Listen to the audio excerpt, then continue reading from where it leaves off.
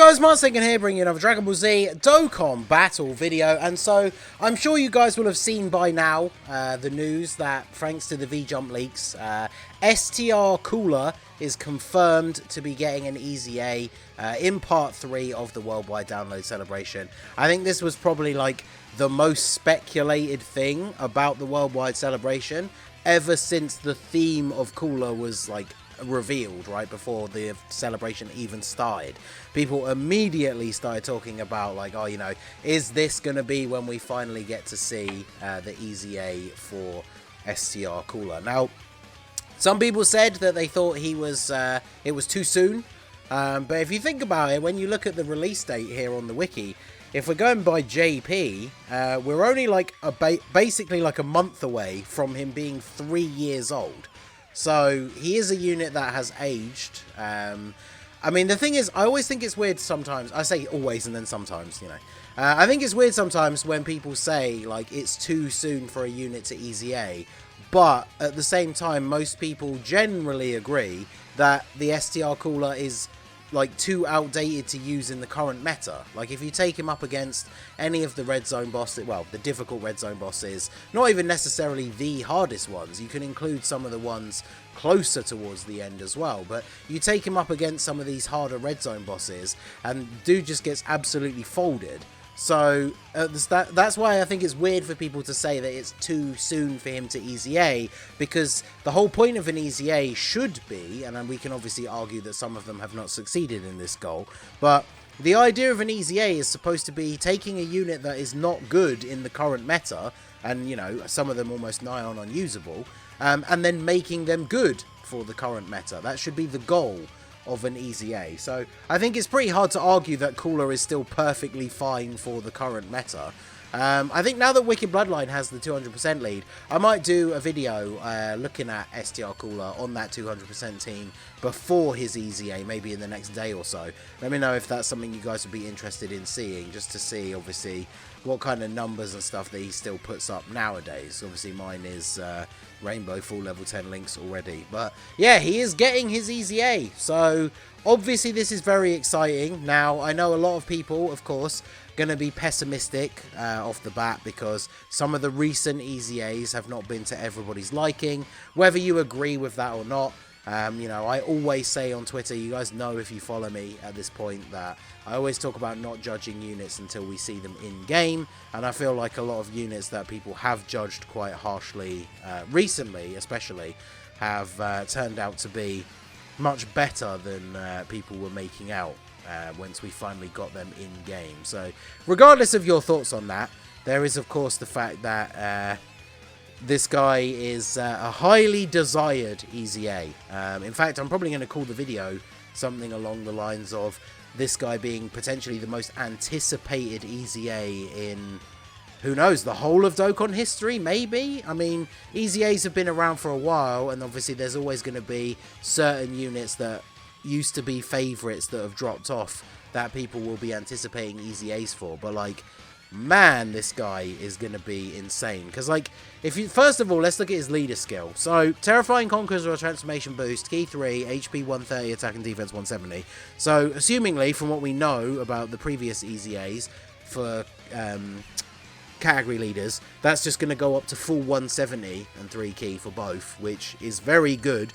One of the reasons why he was so good when he first came out is that Terrifying Conquerors incorporates a lot of the really good extreme units, and then Transformation Boost not only covers a bunch of really good extreme units, but also covers so many super type units, and he also supports Transformation Boost when there's only one enemy. So even back when he first came out, people were talking about the fact that you could run him and then run like the anniversary LRs on his team, and they would be supported by him because they're on Transformation Boost. So this unit has always been very good as a leader. Obviously now we're solidly into the 200% leader skill meta, so I don't think his leader skill is going to be as important anymore, but he still has a very good leader skill.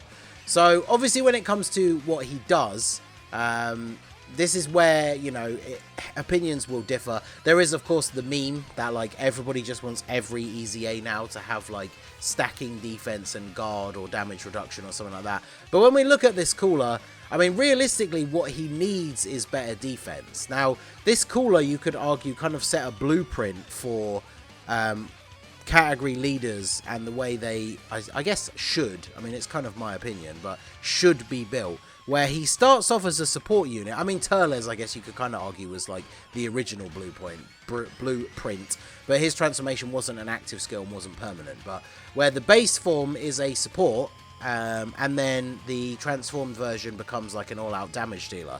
And when you compare him directly to Bojack, the reason why Bojack sort of aged a little bit better than this guy is because he raises defense on super attack, whereas Cooler lowers the enemy's attack. So in Super Battle Road, for example, you could argue that those two are somewhat equivalent. I don't know the exact stats for lowering an enemy's attack and then them hitting you compared to you raising defense, right?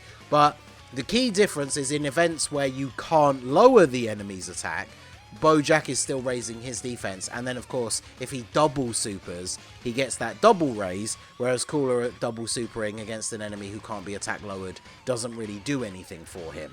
So what this unit really wants, I think now, with the current standing of like the Wicked Bloodline team, is to be a really, really good support unit that is runnable in the more difficult content in his base form. So again, whilst it kind of ties back to that meme, is he kind of does need to be given something to help him out defensively in his base form. Now, I feel like infinitely stacking defense is maybe going a bit too far. Although that would be kind of cool, because units like this that transform with the active skill, he would keep those stacks when he transforms. But I could see him just having like raises attack and defense for one turn or something, which would be fine. Because with the EZA stats, obviously you want to bump up this attack and defense 100% in his passive.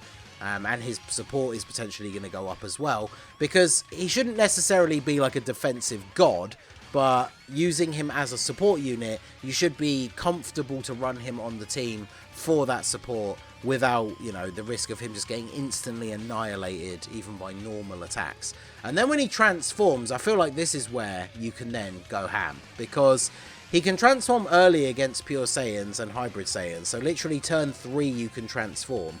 Imagine if all they did was just bump this up to attack and defense 200%, then he's got EZA stats, launches an additional attack that has a high chance of becoming a super, and then give him raises attack and defense. So he's infinitely stacking defense, but only after he transforms.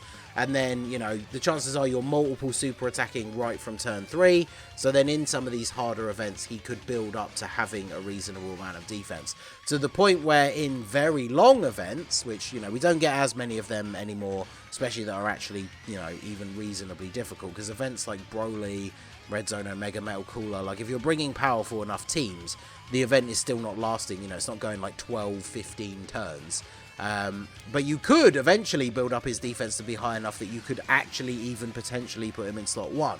But I don't think that's very likely. Even if they give him stacking defense, it's not going to, you know, you're not going to reach insane levels where he becomes a slot 1 unit by the time you've beaten the event, because he's going to be putting out a ridiculous amount of damage. So this cooler EZA I feel like is very important for the Wicked Bloodline team, because one thing I wanted to highlight, so this is the Wicked Bloodline category as it stands now.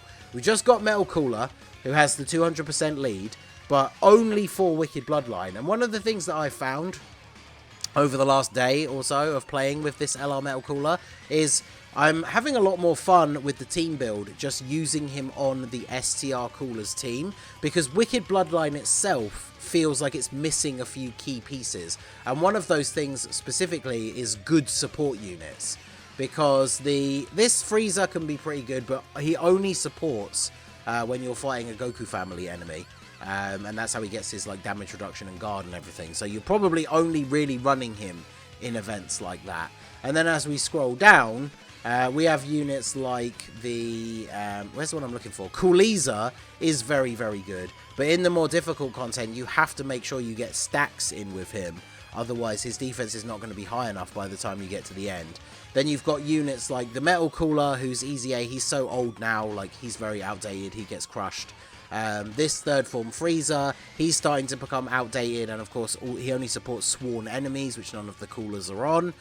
This tech cooler, I had high hopes. I really wanted his EZA to make him into that like Wicked Bloodline support unit that you'd want to run on all of your teams, but for me personally, I really don't feel like he is good enough to fill that role. And then obviously there's the metal coolers that we don't know, like the free-to-play ones, we don't know what their EZAs are going to look like yet, but this one gives 20% attack and defense to allies, and then the AGL one gives ki and has built-in dodge. So the ki I don't think is as important, although can still be useful. But like this STR one, if the EZAs for the free-to-play metal coolers actually make them good enough to be worth running, then this STR one could end up being the best one, since you can use them as a floating support unit. But that's kind of it, right? And then you got Tech Golden Cooler. He should be getting an EZA this year with the batch of Heroes units that get an EZA. But whilst he does give support to his allies, he personally only is at his maximum efficiency when you have another Heroes unit on the team.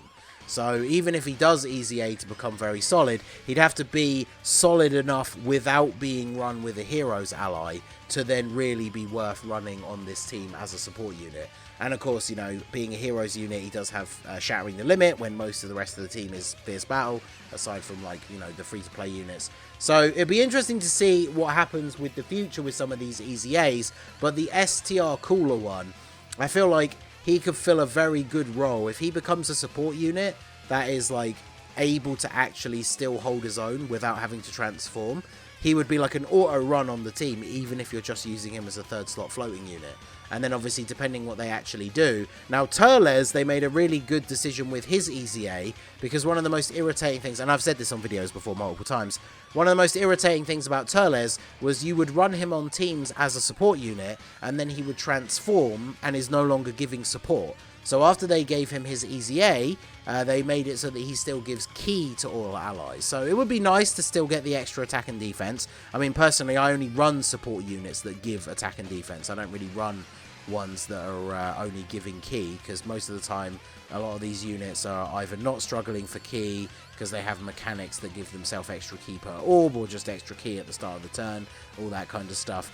But it's still better than nothing, right? So what would be very good to see is if when this guy EZAs, his transformed state is still giving some kind of support, even if it's just ki. Because then that would help out units like the LR Metal Cooler, STR Cooler, LR Golden Frieza for JP. Obviously a unit that I'm very much looking forward to for when it comes to Global, because it's going to make a very nice addition to this team. So let me know what you guys think down below in the comment section. What are you most looking forward to seeing for STR Cooler's EZA? What do you expect to see? Let's try not to be too pessimistic, right? Like this celebration, if it hasn't proved anything else, has proved that the devs apparently just love Cooler. So hopefully his EZA is going to be an absolute banger, because I feel like if they fumble this one, they're going to see a public outcry on Twitter way crazier than anything they got from like STR Vegito Blue or like any of this other stuff, right? Like, they need to make this EZA good. He doesn't have to be the new best EZA TUR, but if he is like generally considered to be underwhelming, then people are not going to be happy. So let me know what you guys think down below in the comment section. So that is going to be it for the video, guys. This has been the Masked Ningen. Smash that like button, subscribe to the channel if you are new. Check out the links down below for the Discord and the merch store, and I will see you all again soon. Have a good one.